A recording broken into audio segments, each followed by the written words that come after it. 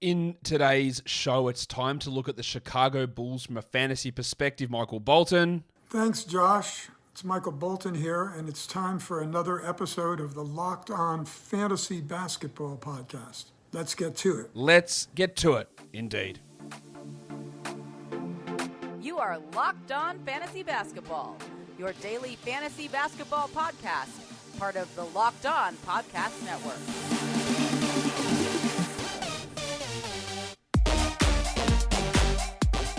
Hello and welcome to the Locked On Fantasy Basketball Podcast brought to you by Basketball Monster. My name is Josh Lloyd and I am the lead fantasy analyst at basketballmonster.com and at Yahoo Sports Australia.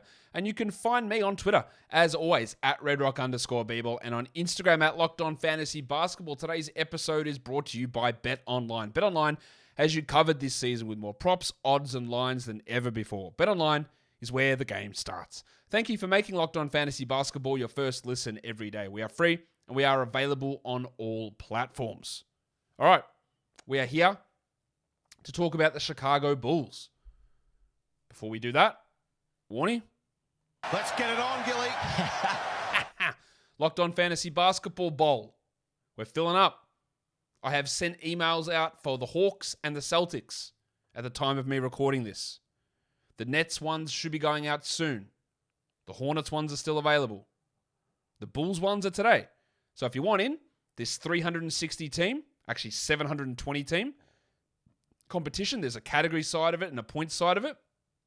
It's $25 entry. It's on Fantrax. There's slow drafts.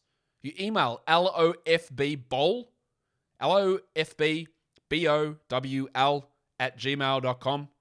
In the subject line, write Bulls Cats if you want in the category league, or Bulls Points if you want in the points league. And then the subject, in the body of the email, you write an answer to a question which will come later on in the show. Stay tuned for that other part you need to add in there. You can flower it up with whatever else you want to put in there to make your entry stand out. There's been over 1,000 people enter so far. And if you did enter for like the Hawks or the Celtics and you didn't get in, you need to enter for each one of these. I can't just keep going back through. It's not first in, best dressed. It's I'll sit through them and look at them, give it 24, 36 hours or so to marinate and get them in. Obviously I've got 720 spots. We're going to get them all filled, but I can't get everyone in. So apologies if you don't get picked, but yeah, if this works, next year we might go bigger. We'll see. We'll get the question out later on as to what you need to actually answer to get into the Bulls division. We'll get to that in a sec. Let's look at how the Bulls look from a schedule perspective. And to be honest, it's bad. It's really bad. Their schedule's horrific for fantasy. 45 quality games. It's a very low number, meaning more of their games are on high volume days than most other teams. They have a league high 15 back-to-backs. That's really bad news for Lonzo Ball. It might be bad news for Zach LaVine at one point as well. If your playoffs end on March 19th, my recommended end date, they play 9 games in that playoffs. A 4-2-3 schedule, a 2-game week. Yuck. If your league ends on March the 26th, they also have 9 games. 2, 3, 4. If you go Yahoo default, it's a bit better. 11 games.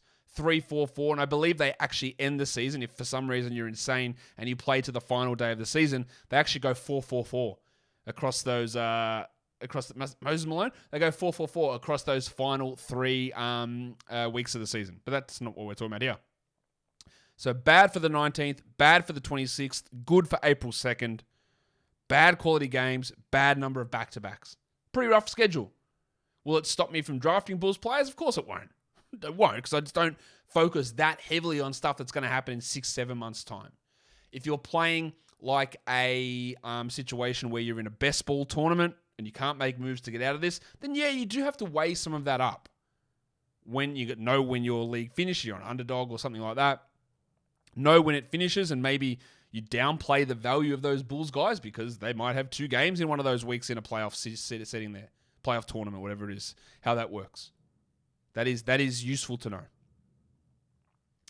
So what impacts the projections for the Bulls? Lonzo, really. That's for their season as well. Because when he was playing, they were quite good. And then he went down, never came back, and they were bad. Is he the answer to everything? Of course he's not.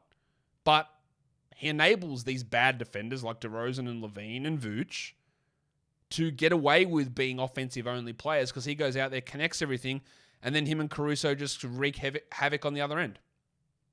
And without him, they're in trouble. So his return not only impacts the on-court performance in terms of wins and losses, but it impacts fantasy. For him, because this is a bloke who was top 40 last season. There's no chance that happens this year, but he was top 40 per game. But his absence means there's more minutes for Caruso, for Dragic, for White, for Dosunmu. There are more assist opportunities for DeRozan, for Levine, for Vooch. And we just don't know with Lonzo. At this point, he's not playing opening night. There's almost no way. He's doubtful for the opening of the season. That's bullshit. He's not playing. I don't expect him back until mid-November at the very earliest. I wouldn't be surprised if it's a January 1st target, which is 12 months basically, almost 12 months since his injury, where he had surgery and then didn't work. There's this bone bruise and meniscus injury, and they just can't seem to figure out what it is. I am not drafting Lonzo Ball anywhere in the top 100, probably not in the top 110. I might take a flyer in round 10 of a standard league, but probably not. There's just a lot of uncertainty. So much uncertainty about if he's going to play. Now, if he is healthy and he is ready to go on the 1st of November, I don't think he's ever playing 35 minutes a night again this season. It'll be a very slow situation of getting him back. He'll sit back-to-backs. I think he tops out at 50 games this year. So I just don't want to deal with it in the top 100. Let someone else do it. DeMar DeRozan and Nikola Vucevic. Their shooting is important. It's Big Vucevic. For different reasons. DeRozan, unbelievable from mid-range last season. Career year. I don't expect him to be that good this year. And in fact, towards the end of the season, that did drop off. While Vooch shot poorly. And I think he can improve. He might not, though. We've got this impression of Vooch as being this, he's a big man, he's this knockdown shooter. He had 1 or 2 good three-point shooting years, but not everyone was like that. But he just really struggled around the rim as well. And sometimes when you get old, and Vooch is 30 plus, maybe that stuff doesn't come back. So his shooting, Vucevic, whether it improves or stays the same, impacts how we project guys. And DeRozan, if his shooting falls off, that impacts what he does because he's not a steals guy. He's not hitting threes. If he starts not hitting shots at 51% or whatever he was and hitting them at 48, well, you wipe 20 spots off his value. So they're big factors. We also have to factor in Patrick Williams, who played 10 games last season, 5 at the start and then a few at the end and played in the playoffs. But he wasn't there all year. He was starting Javonte Green and DeMar DeRozan at power forward. Although they'll allegedly tell you it was Alex Caruso as the power forward. It was DeRozan. But now we've got Patrick Williams to mix into this. So it takes minutes away from other guys. Williams has got to somehow get some shots. Maybe he had a couple of 20-point games in the playoffs. How does his presence and development in year 3 impact Levine, DeRozan, point guard, whoever, Vooch? How does that, when Javonte Green was in that spot most of last season, how does Williams' presence impact what we saw from everyone around them last season? Because they were unencumbered. Not that he's a big encumbering guy or a guy that's taking a ton of shots, but he's there and he's probably going to do more than what Javonte Green did last season. But if you want to do more, BetOnline is your number one spot for all your pro and college football action this season. Football is in full swing. Week 2 of the NFL started yesterday, and all of the Week 2 lines and all of the Week 3 college football lines are up over at BetOnline. We can go and have a look now. The old Washington Commanders are underdogs against the Detroit Lions. 1-point favorites the Lions are. Got a total of 48.5 over there. I like the Lions. Let's go. Always been a bit of a sympathizer for the Lions, back from their Barry Sanders days. One of my favorite teams in the NFL, and I'd like them to be good for once. Maybe. Hopefully. Please be good. If I want to have a bet on that, though, and check out all the info, BetOnline's got it. Live betting, esports and scores, plus all the information you need on other sports like Major League Baseball, MMA, boxing, and golf. Head Head to the website today or use your mobile device to learn more about the trends and the action. BetOnline is where the game starts. Thanks for making Locked On Fantasy Basketball your first listen. Now go check out the NBA Top 50 on Locked On NBA. That's your second listen. Which NBA player moves the betting line the most this season? Locked On and BetOnline odds makers present the NBA Top 50 most valuable players. Find it on Locked On NBA, wherever you get your podcasts, and on YouTube. And I'm sure people will argue about that, rightfully so. Let's look at breakout candidates. I'm putting Patrick Williams there.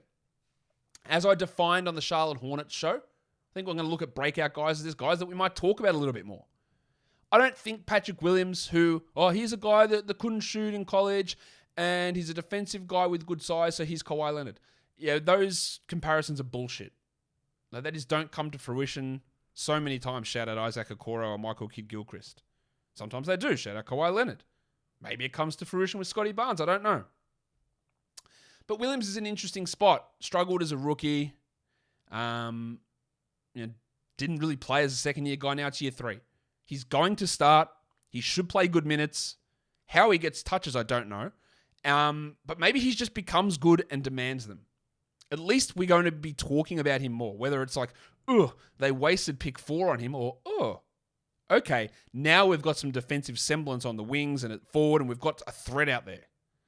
He's a really intriguing player that's, especially with Lonzo out, he's pretty key. Because if he can defend for them, then that's big. I've got Dosunmu on this list as well. I do not think that Dosunmu has all-star upside. I do not think that Dosunmu is even a guy that I would consider long-term as a top-level NBA starter. I think he might be a back-end NBA starter, but I think mainly in his career, he maybe gets to like Tyus Jones level backup. That's no insult. It's hard to be good. It's hard to be very good. He was impressive last season, but a lot of the damage that he did came when he was playing 39 minutes a night when Caruso and Levine and Ball and Williams were all out. But there is another opportunity now. Lonzo's out to start the season.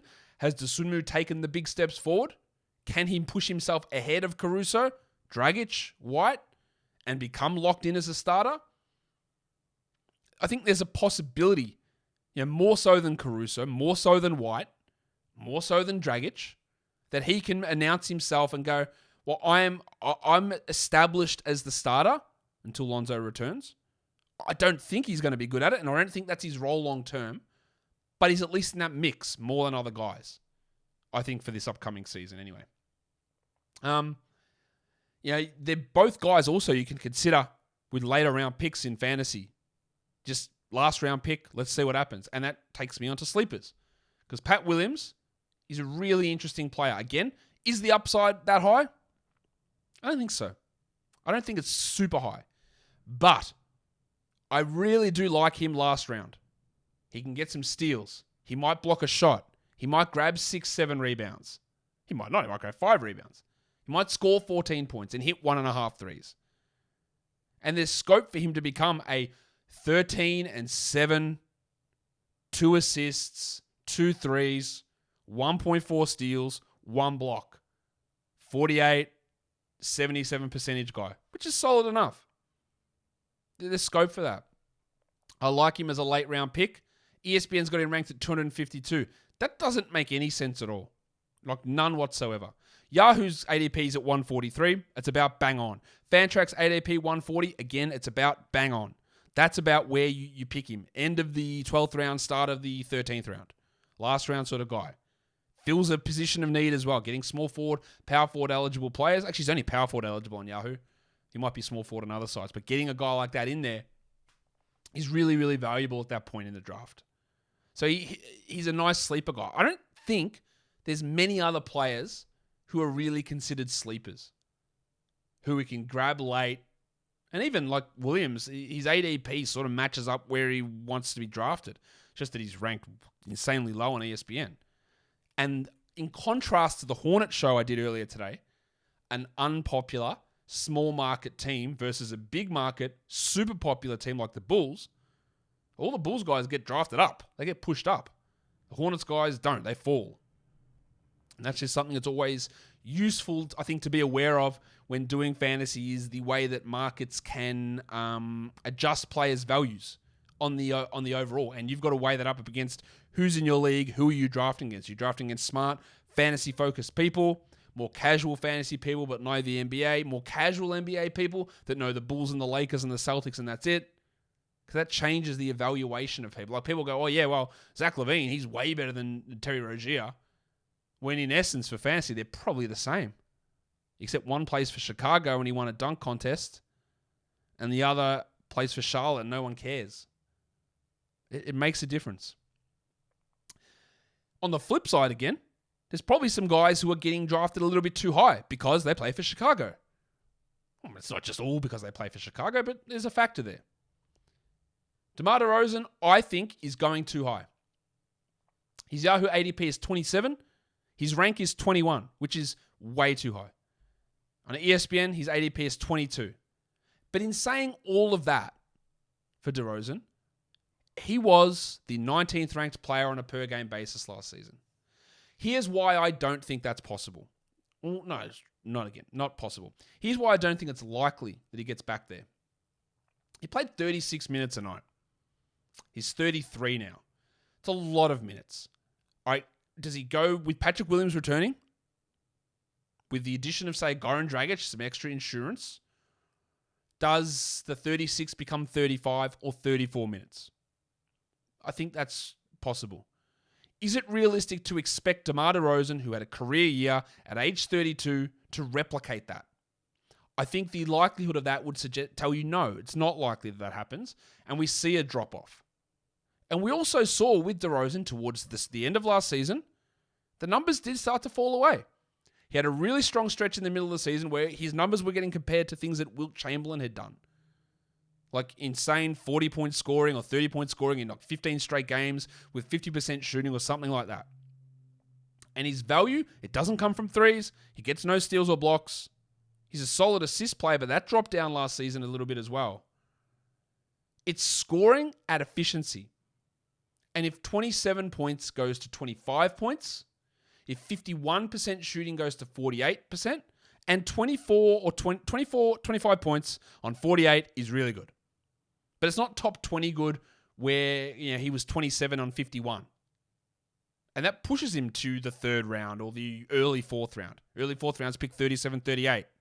It's very different to picking him at 21 or 22.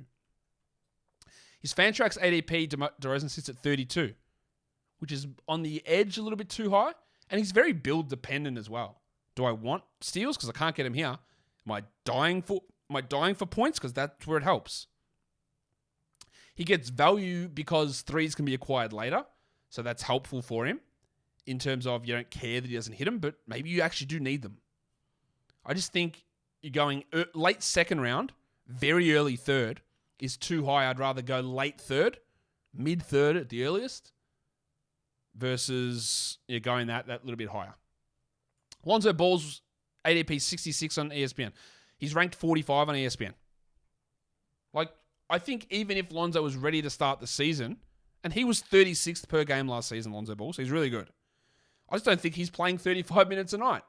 Even if he was healthy, ready to go opening night, he's not playing 35 minutes a night this season.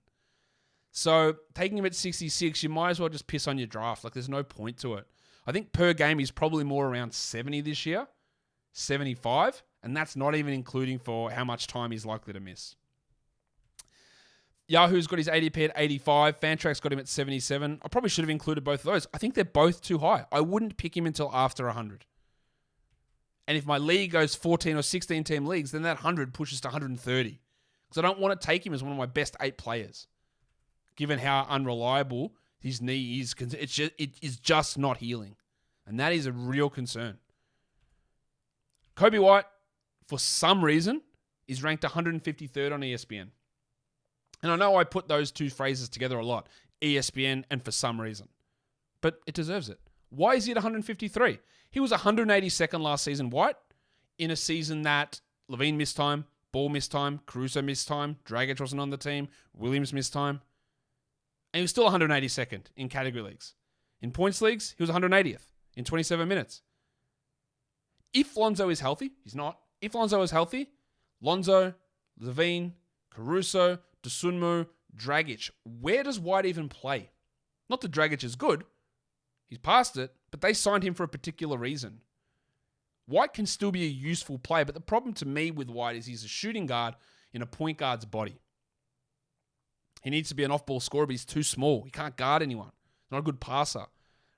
I think he's a prime candidate to be traded, and he's someone that I would absolutely... Look, if he was pushed into, say, Colin Sexton's new role in Utah, he could be really useful for fantasy.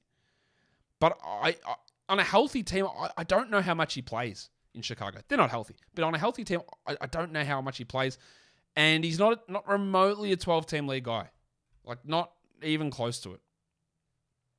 Upside flyers. Talked about Williams already at length. Talked about Dosunmu. These are guys we're going to look at last round. Then Caruso. Now, while Lonzo's out, Caruso probably is the favorite to start. His value comes very highly concentrated into steals with a smattering of assists, and he hits some threes at a decent rate. But he's a low scorer, not a great rebounder, doesn't get to the line. He's a bad free throw shooter in general. His value comes from steals, and that can overestimate someone's fantasy rank. But as a last round pick, you grab him, you might play him 2 weeks, you might play him 3 months while Lonzo's out. He's a really good last round pick because of that absence of Lonzo Ball, and I should actually play the sound because I just need to take a break from talking as well. Where's my sound? Be very quiet.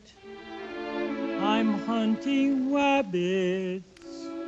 Yeah, the Rabbit Hunter, Alex Caruso. So let's look at the roster. Lonzo we've spoken about at length.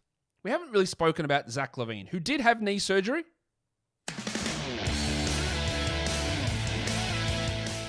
And signed that max contract in the offseason.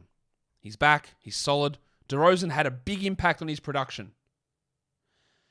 I thought that LaVine might maintain number one offensive option. He didn't. He was number 2 behind DeRozan.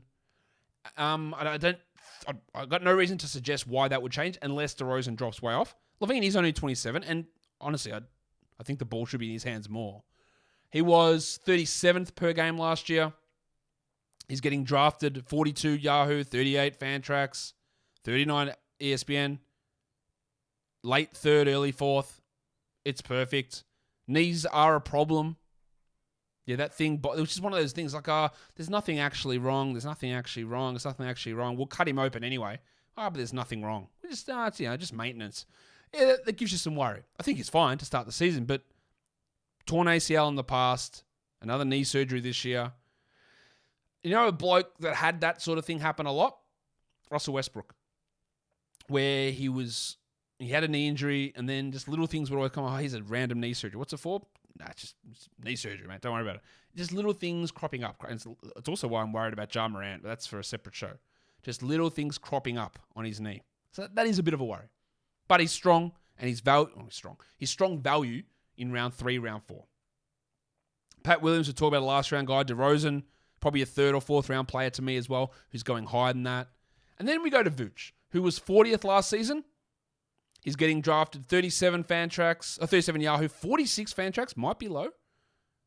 32 ESPN. Again, 3rd or 4th round guy.